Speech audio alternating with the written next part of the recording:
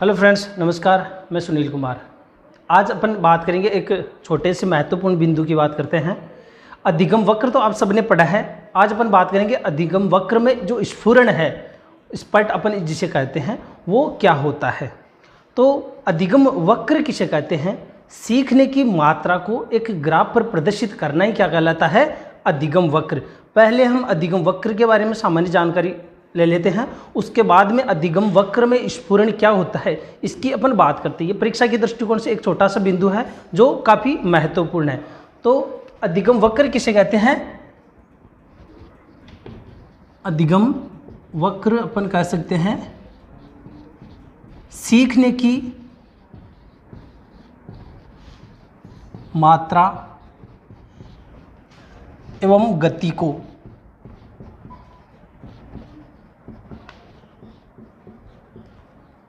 Graph paper पर प्रदर्शित करना क्या कहलाता है? अधिगम वक्र। तो सीखने की मात्रा एवं गति को ग्राफ पेपर पर प्रदर्शित करना क्या कहलाता है? अधिगम वक्र। अब अधिगम वक्र जो है वो अपन सबने पढ़ रखे हैं। कितने प्रकार के होते हैं अधिगम वक्र? 4 प्रकार के होते हैं। अधिगम वक्र 4 प्रकार के होते हैं। तो उनको अपन क्रम से एक बार सामान्य जानकारी ले लेते हैं। सबसे पहला जो वक्र है वो है सरल रेखीय वक्र।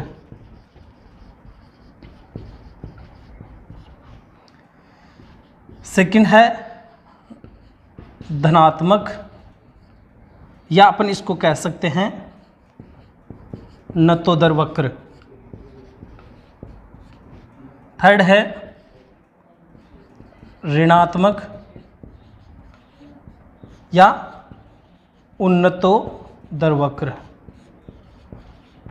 और अंतिम है अपन कह सकते हैं एस वक्र, या अपन कह सकते हैं सीढ़ीदार वक्र। तो सामान्यतः अपन जो वक्र की बात करते हैं वो कितने प्रकार के होते हैं? 4 प्रकार के होते हैं। सरल रेखीय जो वक्र होता है, ठीक है, इसमें क्या होता है? अपन ये एक तरफ अपन इस तरफ गति और ये हो गया इस तरफ समय। तो समय के साथ जो सीखने की जो गति होती है वो समान रूप से चलती रहती है। तो ये जो वक्र होता है वो कौन सा वक्र कहलाता है? सरल रेखीय वक्र। उन्नतोदर जो वक्र होता है उसमें ग्राफ किस रूप में बनता है? सीखने की जो मात्रा है प्रारंभ में क्या होती है? धीमी होती है, और बाद में सीखने की मात्रा क्या होती है? बढ़ जाती है। इस रूप में होता है, ठीक है। तो इस तरफ ये हो गया गति और ये हो गया समय। तो सीखने की जो अपन कह सकते हैं दूसरा वक्र है धनात्मक वक्र, जिसको अपन ध्यान रखिए कि कई बार अपन गलती कर देते हैं, धनात्मक को उन्नतोदर वक्र समझते हैं, जबकि उन्नतोदर वक्र नहीं है। धनात्मक को अपन नतोदर वक्र कहेंगे और ऋणात्मक को अपन क्या कहेंगे? उन्नतोदर वक्र। जो धनात्मक वक्र है या नतोदर वक्र है, इसको अपन इंग्लिश में बात करें तो इसको कॉनकेव कर्व भी अपन कह सकते हैं। और ये क्या हो गया? Convex curve. ये ध्यान रखिए। तो सीखने की मात्रा जब प्रारंभ में धीमी हो, गति धीमी हो, देखिए सीखने की मात्रा बढ़ नहीं रही है, लेकिन धीरे धीरे जो है प्रारंभ में गति धीमी होती है और बाद में उसकी गति बढ़ जाती है। तो ये कौन सा वक्र हुआ? धनात्मक वक्र। और इसको अपन क्या कह सकते हैं? नतोदर वक्र भी कह सकते हैं, और वर्धमान वक्र भी अपन इसको कह सकते हैं। थर्ड है ऋणात्मक वक्र। इसमें क्या होता है? इसमें सीखने की जो गति है वो प्रारंभ में क्या होती है? देखिए तेज होती है, और बाद में सीखने की गति क्या हो जाती है? धीमी हो जाती है। देखिए यहाँ पे अपन बात करेंगे, ये उसकी गति है और ये समय है, ठीक है। तो यहाँ पे अपन बात करते हैं सीखने की एक स्थिति आती है। देखिए यहाँ पे क्या होता है? गति में कोई बढ़ोतरी नहीं होती, यानी जो सीखने की जो गति है वो क्या है? प्रारंभ में तेज होती है और बाद में उसकी जो गति क्या हो जाती है? धीमी हो जाती है। तो वह वक्र कौन सा होता है? ऋणात्मक वक्र, जिसको अपन उन्नतोदर वक्र कहते हैं। ये आपको ध्यान रखना, बहुत से स्टूडेंट्स इस चीज़ में काफ़ी कंफ्यूज हो जाते हैं।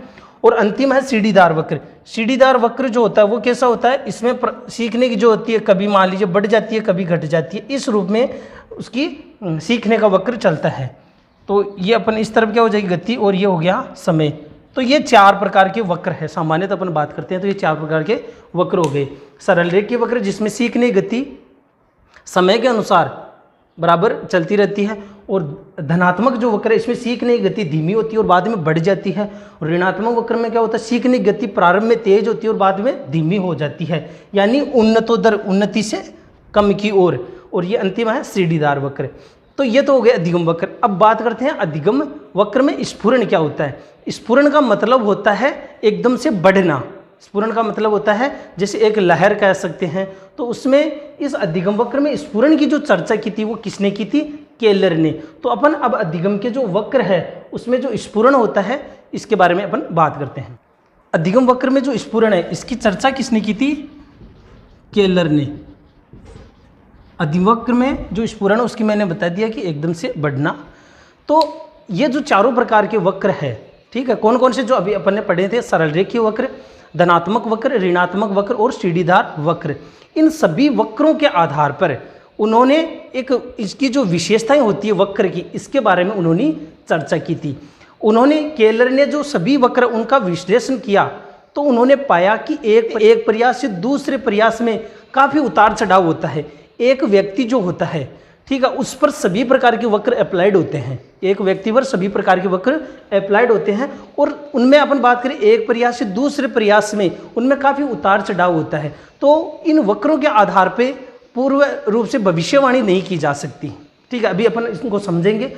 इनके आधार पर भविष्यवाणी नहीं की जा सकती, लेकिन केलर ने इन सभी वक्रों को एक साथ मिलाकर इनकी कुछ विशेषताएं तैयार की थी। इन्होंने जो स्फुरण में जो बात की थी, इन्होंने चार प्रकार की स्फुरण की बात की थी। पहला है इसमें प्रारंभिक स्फुरण। प्रारंभिक स्फुरण, प्रारंभिक स्फुरण में क्या होता है मान लीजिए, इसकी बात करेंगे। सेकंड है इसमें मध्य स्फुरण।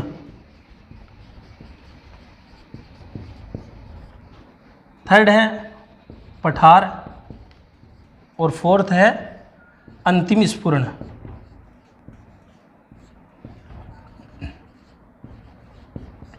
प्रारंभिक स्फुरण को अपन कह सकते हैं बिगिनिंग स्पर्ट। ये हो गया मिडिल,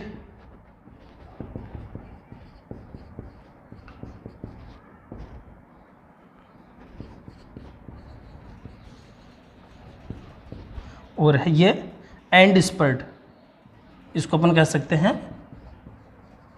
तो ये इन्होंने जो स्फुरण की बात की थी, ये चार प्रकार के स्फुरण हो गए।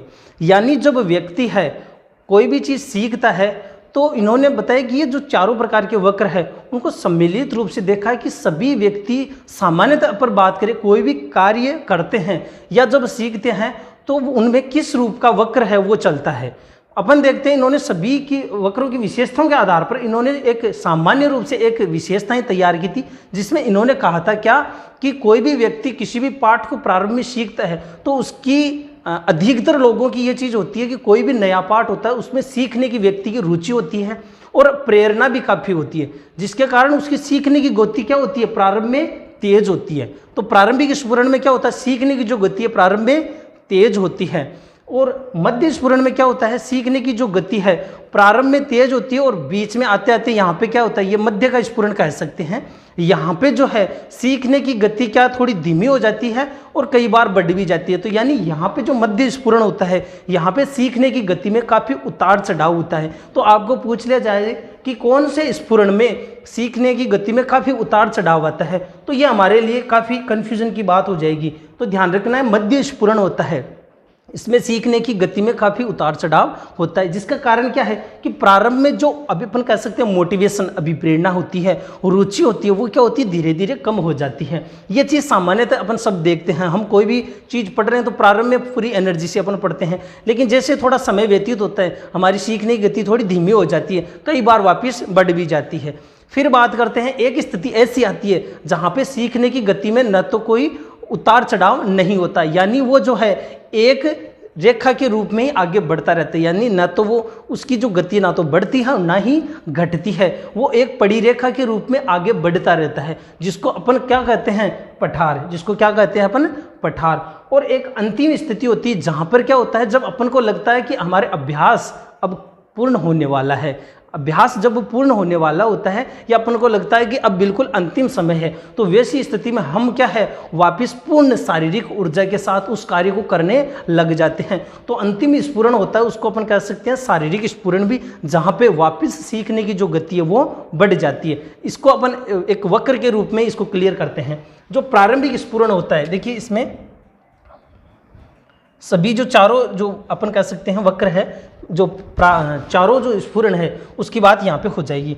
तो अपन ये समय और ये गति, इसमें एक ही वक्र में अपन बात करेंगे चारों जो वक्र है उसकी स्फुरण में। तो प्रारंभ में क्या होता है, हम बात कर रहे हैं सबसे पहले प्रारंभिक स्फुरण की, उसके बाद करेंगे मध्य स्फुरण की, उसके बाद में पठार की और उसके बाद में अंतिम स्फुरण की। तो प्रारंभिक जो स्फुरण होता है उसमें क्या होता है, सीखने की गति क्या होती है, बढ़ती है। सीखने की गति क्या होती है, बढ़ती है। क्यों बढ़ती है, क्योंकि हम कोई भी पाठ स्टार्ट करते हैं या कोई भी कार्य करते हैं उस समय हमारे पास पूर्ण रूप से हम कह सकते हैं पूर्ण रूप से अभिप्रेरित होते हैं और हमारी रुचि भी होती है। तो यहाँ पे प्रारंभिक स्फुरण में क्या होता है, सीखने की गति तीव्र गति से आगे बढ़ती है या ऊपर की ओर बढ़ती है। तो ये तो हो गया प्रारंभिक स्फुरण, ठीक है। अब बात करते हैं मध्य स्फुरण। यहाँ पे क्या होता है, सीखने की गति में क्या होता है, उतार चढ़ाव होता है। यहाँ पे क्या होता है, सीखने की गति में उतार चढ़ाव होता है, ठीक है। तो अपन ने कह दिया ये जैसे मान लिए ये सीखने की गति में क्या हो गया, उतार चढ़ाव हो गया, ठीक है। तो सीखने की गति में क्या हो गया, उतार चढ़ाव होगा। कौन सा, मध्य स्फुरण। यानी अपन कह सकते हैं कि यहाँ पे हमारे पास जो प्रेरणा थी वो थोड़ी कम हो जाती है या हमारी जो रुचि है वो भी थोड़ी कम हो जाती है, जिसके कारण से क्या होती है, सीखने की जो गति है उसमें काफ़ी उतार चढ़ाव आता है। तो ये कौन सा हो गया, दूसरा स्फुरण। फिर बात आती है सीखने की तीसरी जो अपन बात करते हैं पठार। यहाँ पे क्या होता है कि हमारे जो सीखने की जो मात्रा है वो ना तो बढ़ती है और ना ही घटती है, ना तो बढ़ती है और ना ही घटती है। वो एक रेखा के रूप में, पड़ी रेखा के रूप में क्या होता है, आगे बढ़ता जाता है, जिसको हम क्या कहते हैं, पठार। जिसको अपन क्या कहते हैं, पठार। अब पठार का कारण क्या है, जो केलर है उन्होंने बताया कि पठार का कारण हो सकता है कि उसकी रुचि कम हो, या दूसरी बात हो सकती है कि उसने कोई विधि परिवर्तन कर ली हो, जैसे पहले किसी और विधि से वो तैयारी कर रहा था और अब कोई दूसरी विधि से तैयारी कर रहा है। तो यहाँ पे अपन कह सकते हैं विधि का परिवर्तन होना ये भी पठार का कारण हो सकता है। या तीसरी जो इन्होंने बात की थी केलर ने बताया तीसरी विधि कि हो सकता है कि पहले उसने जो कुछ सीखा है वो उसके आगे सहायक नहीं हो रहा है। अगर पहले जो अपन कह सकते हैं अधिगम स्थानांतरण जो अपन ने पढ़ा है कि यानी जो पहले उसने सीखा है वो उसके सहायक नहीं हो रहा, तो वो क्या है, समान रूप से आगे बढ़ता है। तो ये जो तीसरी स्थिति कौन सी है, पठार की।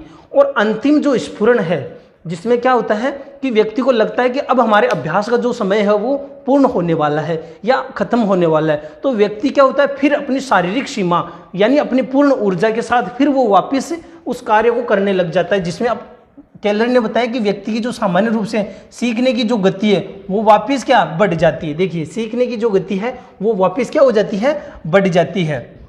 तो ये चार वक्र अपने पढ़ लिए हैं, ठीक है। एक वक्र ये हो गया, ये सेकंड वक्र, ये 3 और ये 4। तो ये थे अपने अधिगम वक्र में स्फुरण। तो अधिगम वक्र में आप स्फुरण को समझ सके, आपको अगर पूछा जाता है कि अधिगम का वह वक्र जिसमें सीखने की गति मान लीजिए प्रारंभ में बढ़ती है, तो वो कौन सा हो गया, प्रारंभिक स्फुरण। या अपन कह सकते हैं कि अधिगम का वह स्फुरण, या सामान्य से क्वेश्चन कैसा पूछा जा सकता है कि अभ्यास के अंतिम समय में केलर के अनुसार सीखने में क्या होता है, तो अपन कहेंगे कि सीखने की मात्रा बढ़ जाती है। जनरली अपन अपना माइंड ये लगाते हैं कि अंतिम समय में क्या होता है, व्यक्ति का जो अभ्यास है उसकी जो क्षमताएं हैं वो घट जाती है, तो सीखने की मात्रा में भी क्या होती है, कमी होगी। लेकिन ऐसा नहीं होता। केलर ने बताया कि जो अंतिम समय है वहाँ पर भी सीखने की जो मात्रा है वो बढ़ जाएगी। इसको अपन एक सामान्य उदाहरण से लेते हैं। जैसे मान लीजिए आपको 4 घंटे पढ़ रहे हैं अपन, या 4 घंटे पढ़ना है, तो ये चीज़ सामान्य रूप से आपको देखने को मिलेगी। शुरुआती जो समय होता है आपको कहा जाता है कि इस चैप्टर को तैयार करने के लिए आपके पास 4 घंटे का समय है, या इन क्वेश्चंस को तैयार करने का आपके पास 4 घंटे का समय है। तो आप क्या करते हैं, प्रारंभिक जो समय होता है 1 घंटा, उसमें हम पूरी ऊर्जा के साथ पूर्ण रूप से अभिप्रेरित होकर सीखते हैं, क्योंकि जो वो भी पाठ है वो हमारे लिए नया है, या कठिन भी होगा या आसान होगा, लेकिन हो गया दूसरा और स्टार्ट हो गया, तो वहाँ पे हमारे सीखने की मात्रा क्या है, कभी बढ़ जाएगी कभी घट जाएगी। जब हम उसके बारे में विचार करेंगे तो बढ़ जाएगी, या वो क्या हो जाएगी, शिथिल हो जाएगी। जो तीसरा हावर है स्टार्ट होता है, तो वहाँ पे हमारी सीखने की गति में क्या होता है, हम एकदम एक तरीके से शिथिल हो जाते हैं। हमारी जो सीखने की जो गति है ना तो बढ़ पाती है और ना ही कम हो पाती है, जिसको अपन कहते हैं पठार।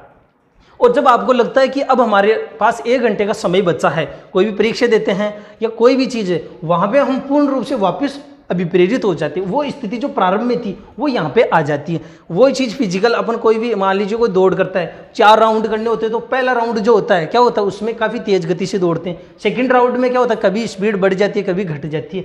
थर्ड राउंड होता है, वहाँ पे क्या होता है, सीखने की गति में कोई बढ़ोतरी नहीं होती, ना ही कमी होती है। लेकिन जब उसको लगता है कि अब हमारे पास 1 राउंड बचा और अब हमारे पास इतना समय, तो वो शारीरिक ऊर्जा उसके पास वापस होती है, पूर्ण रूप से अभिप्रेरित हो जाता है, जहाँ पे सीखने की जो मात्रा वापस बढ़ जाती है। तो ये थे हमारे अधिगम वक्र में पठार और अधिगम वक्र में स्फुरण। तो कैसा लगा वीडियो?